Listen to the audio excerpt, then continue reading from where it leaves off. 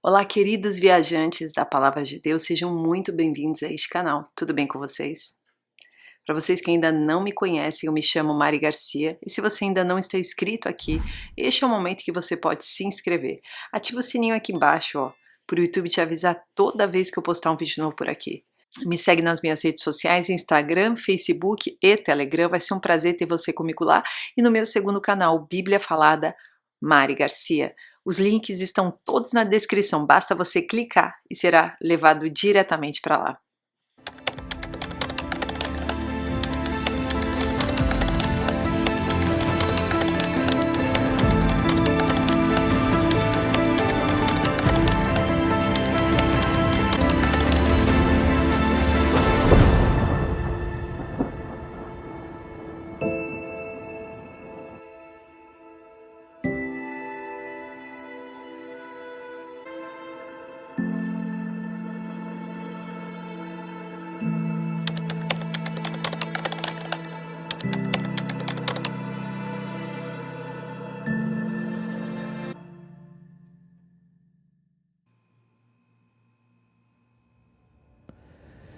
Ele falará contra o Altíssimo, oprimirá os seus santos e tentará mudar os tempos e as leis. Os santos serão entregues nas mãos dele por um tempo, tempos e meio tempo. Mas o tribunal o julgará e o seu poder lhe será tirado e totalmente destruído para sempre. Então a soberania, o poder e a grandeza dos reinos que há debaixo de todo o céu serão entregues nas mãos dos santos, o povo do Altíssimo. O reino dele será um reino eterno, e todos os governantes o adorarão e lhe obedecerão. Hoje, Satanás está desgastando os santos do Deus Altíssimo. Sua persistência em perseguir os santos de Deus ainda não atingiu o auge. O que acontecerá quando o homem do pecado chegar ao centro do palco nos assuntos mundiais e cujo império da besta será centrado no Oriente Médio? Sabemos pela palavra de Deus que o homem do pecado, também chamado o Anticristo, fará seu quartel-general, entre aspas, em Jerusalém, onde por 3 anos e meio orquestrará sua perseguição contra aqueles que querem permanecer fiéis a Deus. Daniel 12, versículo 7, o homem vestido de linho que estava acima das águas do rio, ergueu para o céu a mão direita e a mão esquerda. E eu o ouvi jurar por aquele que vive para sempre, dizendo: haverá um tempo, tempos e meio tempo, quando o poder do povo santo for finalmente quebrado. Todas essas coisas se cumprirão. Versículo 10, muitos serão purificados, alvejados e refinados, mas os ímpios continuarão ímpios. Nenhum dos ímpios levará isto em consideração, mas os sábios, sim. Apocalipse 12, versículo 17, o dragão irou-se contra a mulher e saiu para guerrear contra o restante da sua descendência, os que obedecem aos mandamentos de Deus e se mantêm fiéis ao testemunho de Jesus. Apocalipse 13, versículo 5 em diante, a besta foi dada uma boca para falar palavras arrogantes e blasfemas, e lhe foi dada autoridade para agir durante 42 meses. Ela abriu a boca para blasfemar contra Deus e amaldiçoar o seu nome e o seu tabernáculo, os que habitam nos céus. Foi-lhe dado poder para guerrear contra os santos e vencê-los.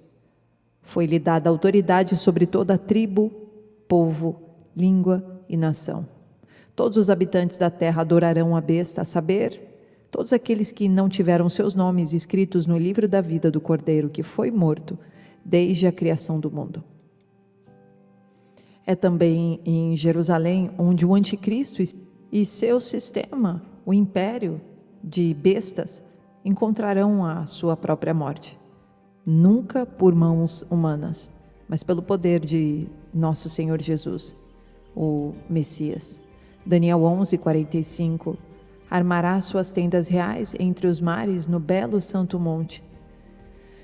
No entanto, ele chegará ao seu fim e ninguém o socorrerá. Daniel capítulo 2, versículo 34, enquanto estavas observando, uma pedra soltou-se sem auxílio de mãos, atingiu a estátua nos pés de ferro e de barro e os esmigalhou. Versículo 44. Na época desses reis, o Deus dos céus estabelecerá um reino que jamais será destruído e que nunca será dominado por nenhum outro povo. Destruirá todos os reinos daqueles reis e os exterminará, mas esse reino durará para sempre. Este é o significado da visão da pedra que se soltou de uma montanha sem auxílio de mãos, pedra que esmigalhou o ferro, o bronze, o barro, a prata e o ouro. Apocalipse 19, versículo 20.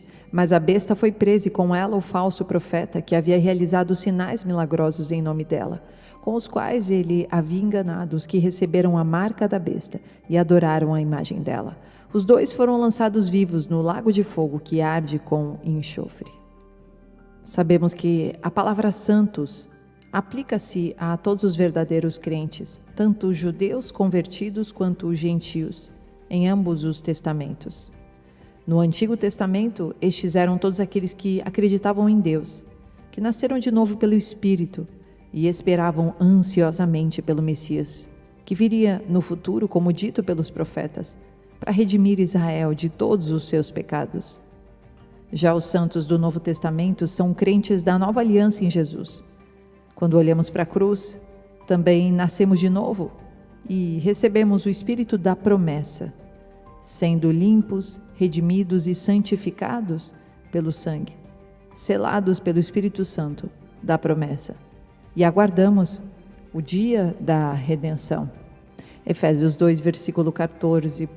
Pois ele é a nossa paz, o qual de ambos fez um e destruiu a barreira, o muro da inimizade, anulando em seu corpo a lei dos mandamentos expressa em ordenanças. O objetivo dele era criar em si mesmo, dos dois, um novo homem, fazendo a paz e reconciliar com Deus os dois em um corpo, por meio da cruz, pela qual ele destruiu a inimizade. Ele veio e anunciou paz a vocês, que estavam longe, e paz aos que estavam perto, pois por meio dele, tanto nós como vocês temos acesso ao Pai por um só Espírito. Portanto, vocês já não são estrangeiros nem forasteiros, mas concidadãos dos santos e membros da família de Deus, edificados sobre o fundamento dos apóstolos e dos profetas, tendo Jesus Cristo como pedra angular, no qual todo edifício é ajustado e cresce para tornar-se um santuário santo no Senhor. Nele, vocês também estão sendo edificados juntos, para se tornarem morada de Deus por seu Espírito. Quando o anticristo invadir Israel, ocupando Jerusalém, ele vai procurar mudar as leis e costumes de Israel, de toda a igreja cristã, removendo a palavra de Deus das igrejas, como em muitos lugares já temos visto acontecer. A proibição dos costumes, dos conceitos cristãos, como já vimos que está acontecendo hoje no mundo, cada vez em maior escala. Também sabemos que quando o anticristo e suas forças armadas invadirem Israel, vai desencadear no mundo todo um período de grandes problemas, sem igual. Nunca mais será igualado no futuro. O epicentro será Jerusalém. Israel será o centro das atenções em problemas mundiais.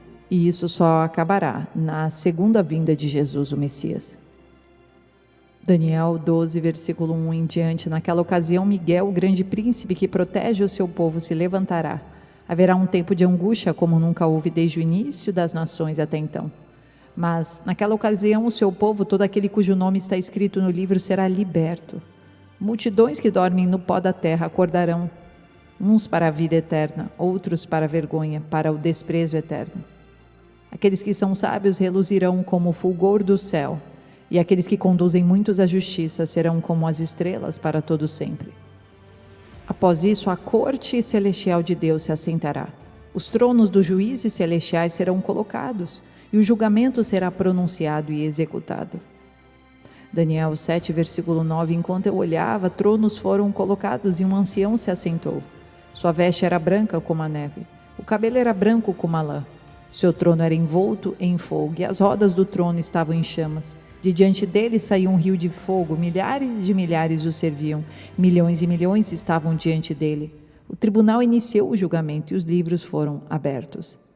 Continuei a observar por causa das palavras arrogantes que o chifre falava. Fiquei olhando até que o animal foi morto e o seu corpo foi destruído e atirado no fogo. Dos outros animais foi retirada a autoridade, mas eles tiveram permissão para viver por um período de tempo. Em minha visão à noite, vi alguém semelhante a um filho do homem vindo com as nuvens dos céus. Ele se aproximou do ancião e foi conduzido à sua presença. Ele recebeu autoridade, glória e o reino. Todos os povos, nações e homens de todas as línguas o adoraram. Seu domínio é um domínio eterno que não acabará, e seu reino jamais será destruído.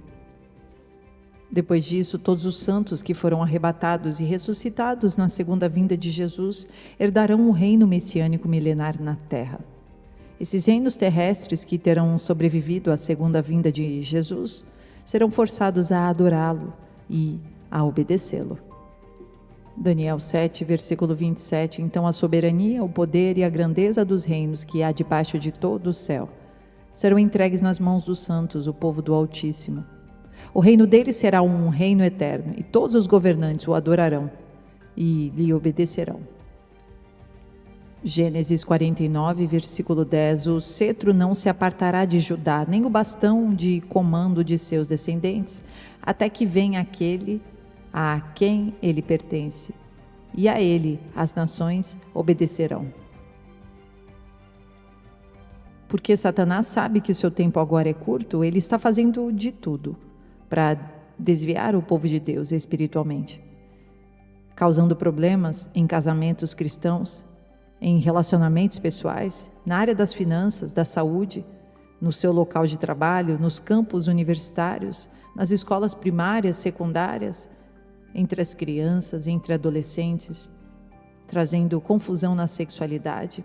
Dentro deste contexto onde o mundo jaz no maligno e carrega o espírito do anticristo, já hoje está havendo um grande preparo para que o anticristo chegue. Então, aqueles que procuram permanecer fiéis a Jesus se sentirão mentalmente, emocionalmente e até fisicamente cansados.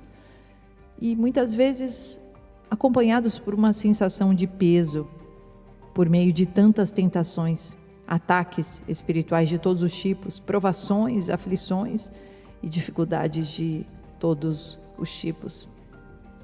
Tendo dito isso, não devemos desanimar nem desistir da luta contra os principados e potestades dos lugares celestiais que estão constantemente, sem trégua, buscando desviar nossa confiança no Senhor Jesus.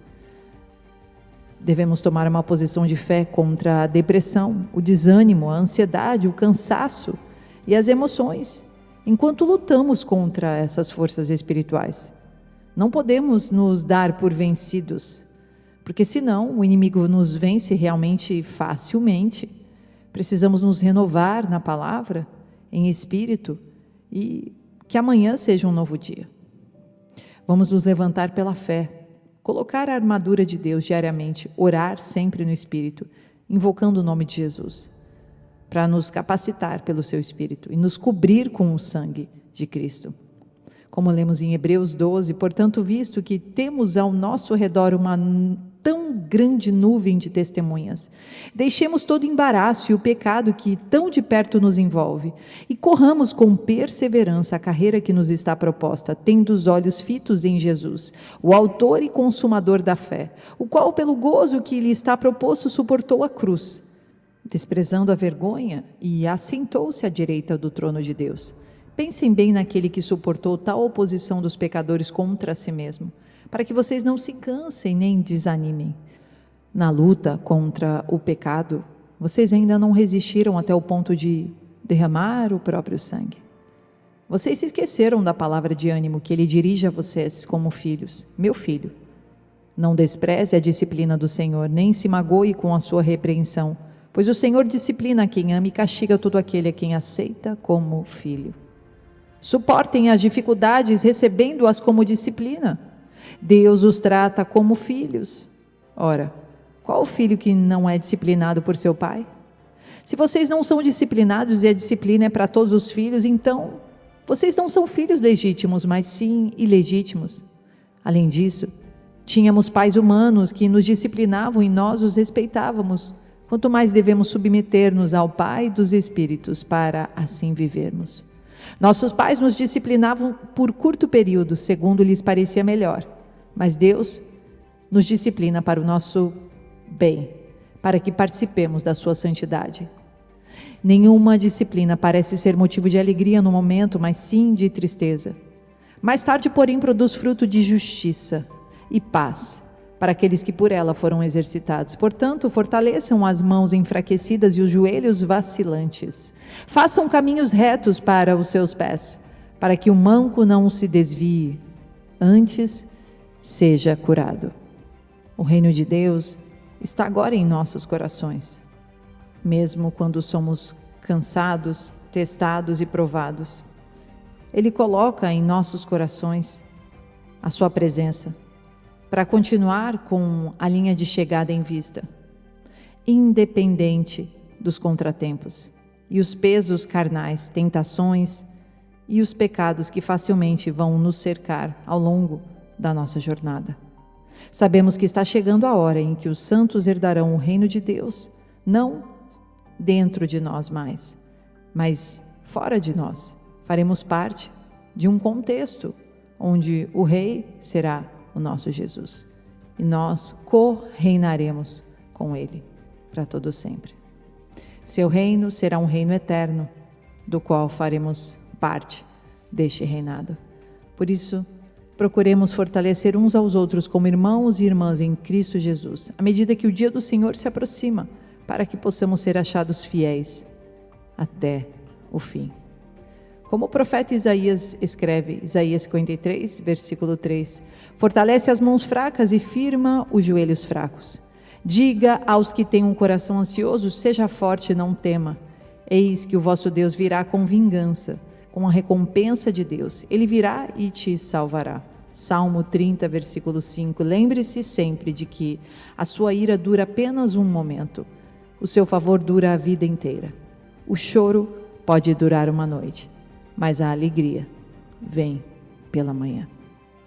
Deus abençoe, queridos, e até o próximo vídeo.